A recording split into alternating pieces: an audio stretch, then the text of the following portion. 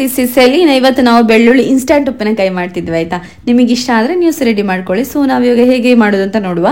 First ನಾವು ನಮಗೆ ಎಷ್ಟು ಬೆಳ್ಳುಳ್ಳಿ ಬೇಕೋ ಅಷ್ಟನ್ನು ಬಿಡಿಸಿಟ್ಕೊಳ್ಬೇಕು.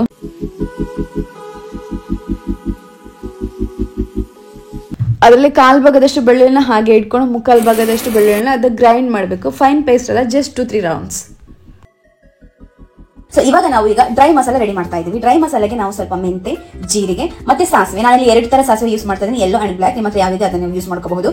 ಅಂಡ್ ಸೋಂಪು, ಇದಿಷ್ಟನ್ನ ರೋಸ್ಟ್ ಮಾಡ್ಕೊಂಡು ಪೌಡರ್ ಮಾಡ್ಕೋಬೇಕು. ಈ ಪ್ರೊಸೆಸ್ ನಾನು ಆಲ್ರೆಡಿ ಪ್ರೀವಿಯಸ್ ವಿಡಿಯೋದಲ್ಲಿ ತೋರಿಸ್ತೀನಿ, ಅದರಿಂದಾಗಿ ನಾನು ಸ್ಪೀಡ್ ಅಪ್ ಮಾಡ್ತೇನೆ.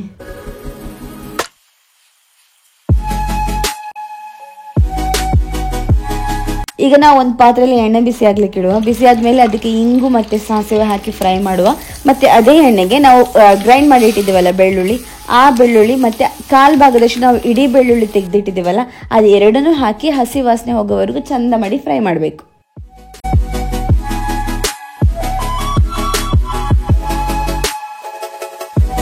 ಇವಾಗ ಹಸಿ ಸ್ಮೆಲ್ ಎಲ್ಲ ಹೋದ್ಮೇಲೆ ಅದಕ್ಕೆ ನಾವು ರೆಡಿ ಮಾಡಿಟ್ಟಿರುವ ಮಸಾಲ ಮತ್ತು ಚಿಲ್ಲಿ ಪೌಡರ್, ಆಮೇಲೆ ಉಪ್ಪು ಎಷ್ಟು ಬೇಕು ಅಷ್ಟು ಹಾಕಿ ಚಂದ ಮಾಡಿ ಮಿಕ್ಸ್ ಮಾಡಬೇಕು.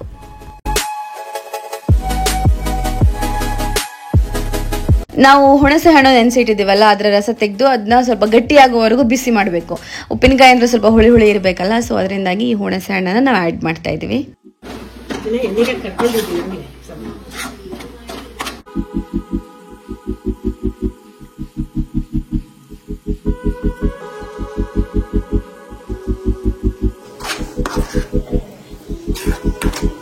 ಇಲ್ಲಿಗೆ ನಮ್ಮ ಉಪ್ಪಿನಕಾಯಿ ರೆಡಿ ಆಯಿತು. ಇದಕ್ಕೆ ಈಗ ನಾವು ಸಾಸಿವೆ, ಕರಿಬೇವಿನ ಸೊಪ್ಪು ಹಾಕಿ ಒಂದು ಚಂದದ ಒಗ್ಗರಣೆ ಕೊಟ್ಟು ಇನ್ನೊಂದ್ಸಲ ಚಂದ ಮಾಡಿ ಮಿಕ್ಸ್ ಮಾಡಿದರೆ ಅಲ್ಲಿಗೆ ನಮ್ಮ ಬೆಳ್ಳುಳ್ಳಿ ಉಪ್ಪಿನಕಾಯಿ ರೆಡಿ.